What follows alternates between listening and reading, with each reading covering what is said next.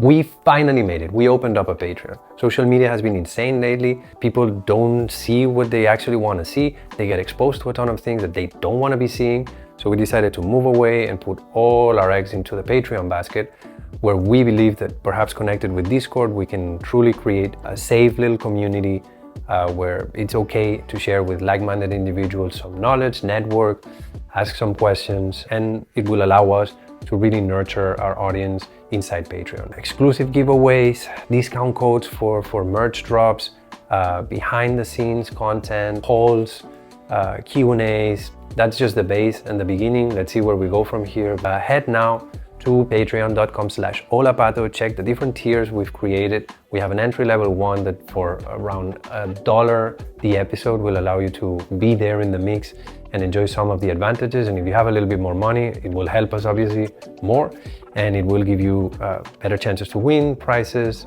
more access to more things. Again, patreon.com/Hola Pato, and we'll see you there.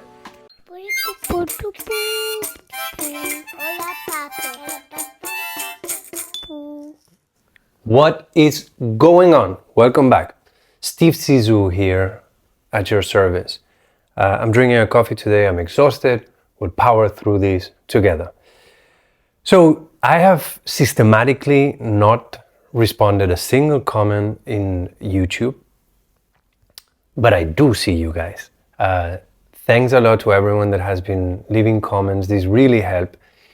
And yeah, as a principle, I'm not replying. When I started this project, I knew that if I was to do a right job, I wouldn't get a lot of fans. I would alienate a ton of people, and that they would probably be really vocal on the YouTube comment section. So I shouldn't even look at it, but I do.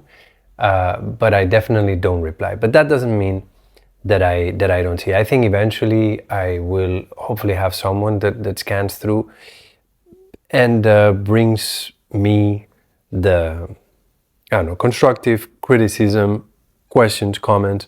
Or the other option is that thanks to the new space that we're creating in Patreon and Discord, I find another way in which people can kind of talk directly to me. But in any case, I saw a comment by my friend Alba Rey on one of the episodes, one of the earlier episodes.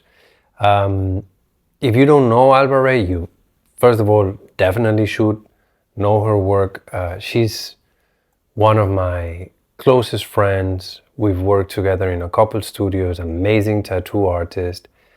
I'll leave all the links to her socials and website and everything in the description below. But besides her accomplishments as an artist, she's the closest thing that I have to a little sister in Berlin. And I don't call her dad to be patronizing. I mean literally like my younger sister, who is much smarter than me, has bigger balls than me, and we just have these I don't know, very, very familiar relationship. She's one of the only people around me that shoots straight. Every time that I've asked an honest opinion, I always got it from her. Sometimes even when I didn't ask, which is, it sounds annoying, but it is really important for me, because I think a lot of people reach that level of friendship that, if they ask me, I'm gonna be honest with them, but if they don't ask me, I'm just not gonna go to the trouble of, getting into a fight. None of my business. And she makes it her business. And yeah, I am a dad, so I'm telling a 3-year-old the whole time what to do. I run a studio with younger artists. So I don't have a lot of people like this around me. So I value someone like Alba a lot as a friend.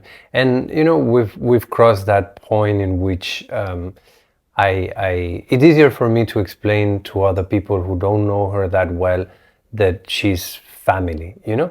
And it doesn't matter, it's not so much like a bargaining relationship in which, you know, it needs to be a quid pro quo. What do you give as a friend and what does she give back or whatnot is a matter of like, she is family no matter what, you know?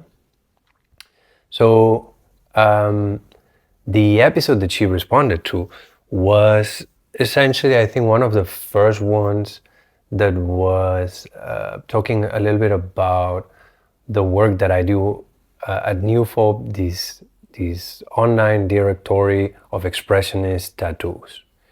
And I was ranting, I think, about mistakes also being accepted inside of tattooing the same way they are accepted inside art, and mistakes talking about you know, lines not being perfect and textures not healing perfectly solid and whatnot, and I was talking a little bit about people that achieve those results by accident, people that achieve those results by design, and a little bit why we consider a tattoo that purposely replicates mistakes done by a paintbrush or a pencil. Those are okay, but if the tattooer himself would have that same kind of gesture-driven lines that the painter or the illustrator had when they do, God damn it, today my brain doesn't work, when they did that drawing, that then all of a sudden he's a hack, he shouldn't be called even a tattooer, blah blah blah blah blah. So essentially what she wrote, and don't get used to it, I will never show up with notes, but I printed it because I wanted to read the comment verbatim. So Alba said, I agree with the majority of what you say, but I think you have a tendency to categorize expressionist art or tattooing as quote-unquote mistakes or quote-unquote ignorant style, and that pretty much is only one section of what expressionist art is. There is expressionist artists that are still interested in reaching a level of perfection. This does not take away the feeling or expression or human take on the pieces. And there is still artists who play with textures and uneven lines reaching a certain perfection. So that's more or less not more or less. For the first time, that is exactly her comment.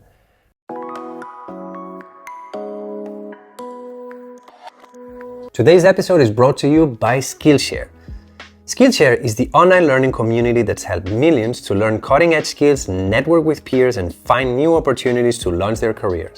Skillshare has tons of classes on things like illustration, video editing, marketing, graphic design, and social media, just to name a few. And they all range in level depending on how much knowledge you have on each subject. Most of the classes offered at Skillshare are under 60 minutes, and their catalog is always growing with new premium classes by top-tier teachers, including a few celebrities. Sign up for Skillshare and start learning today. And as a special offer for our listeners, you can now get a 30% off your annual Skillshare membership by clicking the link in the description below and using the promo code annual30AFF. That is promo code annual, the number 30 AFF. Today's episode is also brought to you by Printed Mint, a new sponsor of the show with a new ad read, so bear with me while I try to power my way through these. Printed Mint is a print-on-demand company that specializes in dropshipping. If you're like me and you don't yet know what that means, it's essentially the most comfortable way of running your merch operation. Printed Mint allows you to choose from over 300 products that you can personalize with your own design and add to your online store. Once an order has been placed, Printed Mint takes care of printing it for you. That way, you don't need to invest in a huge inventory and take any unnecessary risks. Oh, and the best thing, Printed Mint doesn't have an order minimum because they understand that you have to start somewhere before you can grow your business.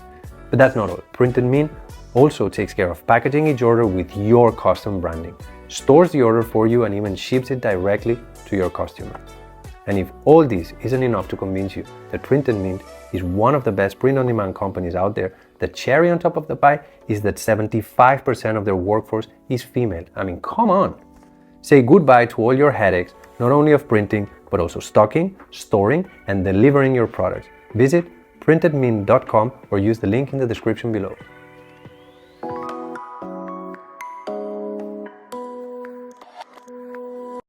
She is, as always, totally right. Or perhaps not total, at least partially, she's completely right. I think she wrote that thinking of herself and how, according to what I was essentially defining to be expressionist tattooing, she doesn't fit in that definition, and she does consider herself, despite her work being very accurate and very harmonic, also expressionist. I personally think, or I personally see her as the quintessential romantic artist, more than an expressionist. But I think a lot of it has to do with self-identity. If she sees herself as an expressionist, who the fuck I am to argue that? But to me, I always see her work more on the romantic side than the expressionist. So I'm so prepared today.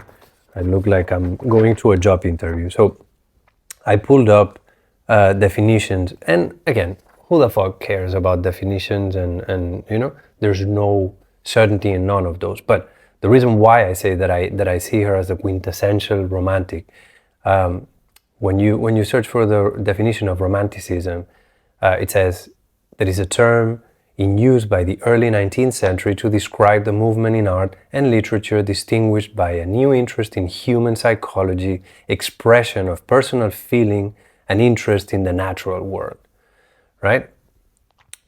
And when you look at Alba's work, and what I think she's trying to say is that you can also express a lot by using a style that is perfect or that doesn't thrive on mistake. And that's absolutely, she's 100% right in that. But that's essentially, you can do that with every type of art, right? Like there's constructivism that, if well done, if you know, if having the right color scheme and shapes and whatnot, can also express the feeling or the emotion that the artist had when was doing that piece of art, right? So I think this is probably like a common misconception of people that go like, oh yeah, expressionism is a type of art in which I express my feelings into the piece, which is not entirely true. And I think that is a broader definition of all art, right? It's like an expression, whether of a feeling or an idea. So the definition that I go by when talking about expressionism, which I also printed out, expressionism is a modernist movement initially in poetry and painting, originating in Northern Europe around the beginning of the 20th century. Its typical trait is to present the world solely from a subjective perspective, distorting it radically for emotional effect. So I think that last sentence is the key to me. Expressionism is called expressionism not because the artist is expressing themselves with the piece of art, but because they're using the shape and the distortion of reality and proportions and lines, shapes, etc., to create to create an emotion on the viewer, right? So it's almost like it's not so much about the need of expressing something from the artist's perspective, but to ignite a feeling and an expression from the viewer's perspective, right? So I think That is absolutely correct, and I've been, of course, the distortion of lines is the thing that I've been focusing the most on, because I think is the most controversial aspect of expressionism in tattooing, right?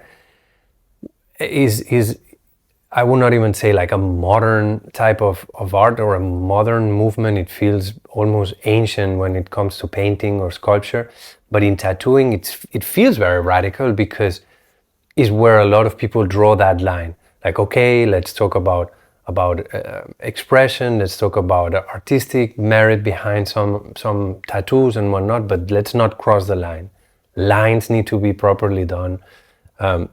They need to heal properly.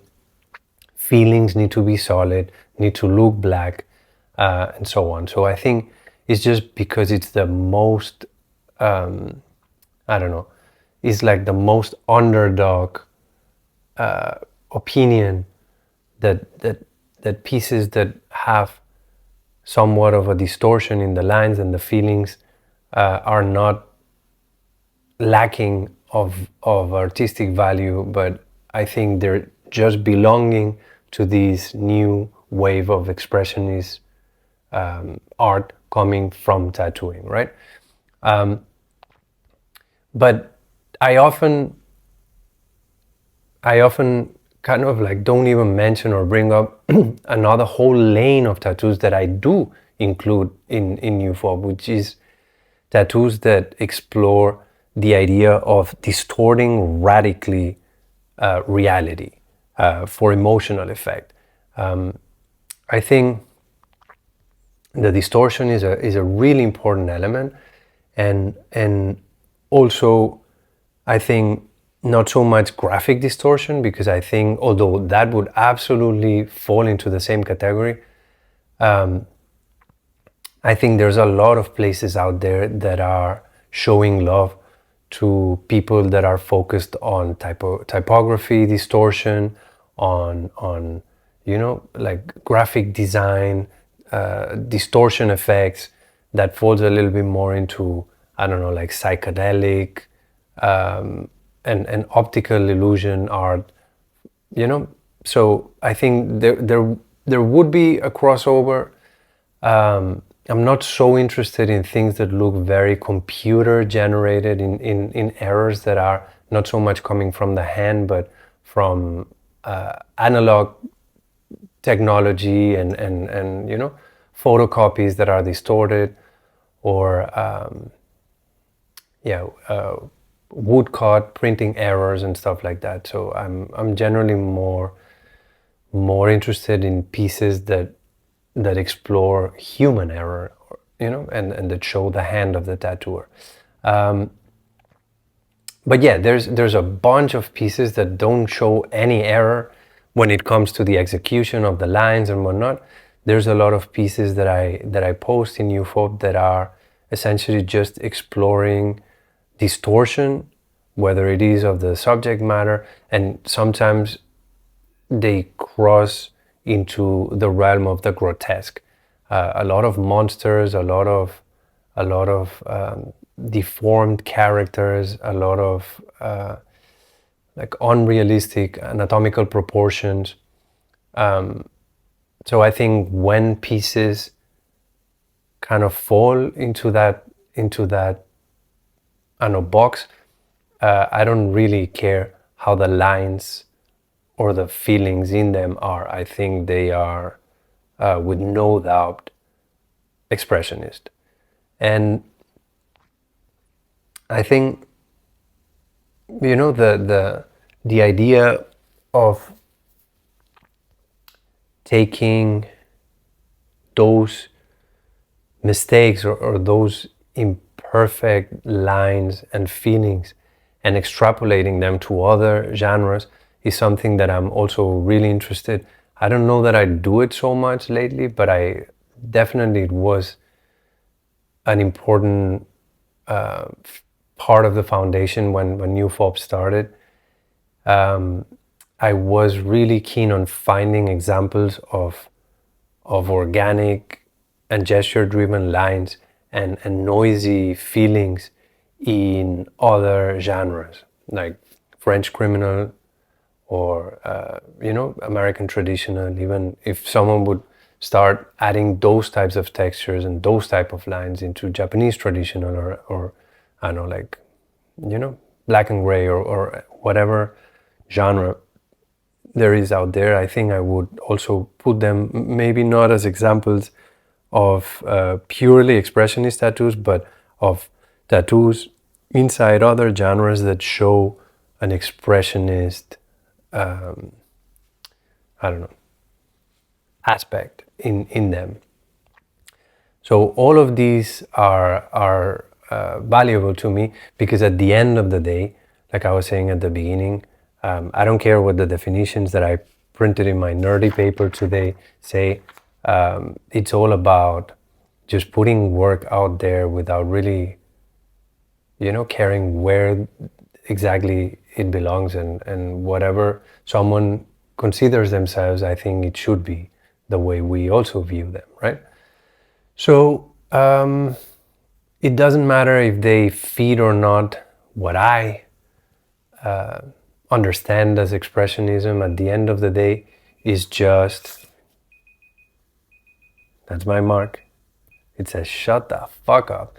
Yeah, whatever. So at the end of the day, is all an excuse to just find, young artists that are trying to express themselves artistically with tattooing and break rules and create new ones, and showing them a little bit of love and giving them exposure. That's perhaps the reason why I tend to focus on the ones that get the most hate out there and forget the ones that are being celebrated the most. I think there's a lot of super interesting work within distortion.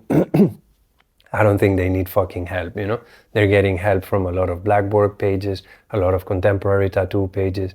Is the people that, require raw lines and textures that are being marginalized right now. As you could hear, that's all the time we have today. As always, like, share, leave a comment.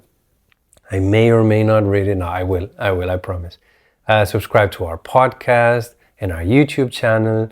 You can support us on Patreon with a monthly subscription or make an online donation only one time to our GoFundMe that probably will end up disappearing and turning into a PayPal donation button or something like this, but for now it's still up and running.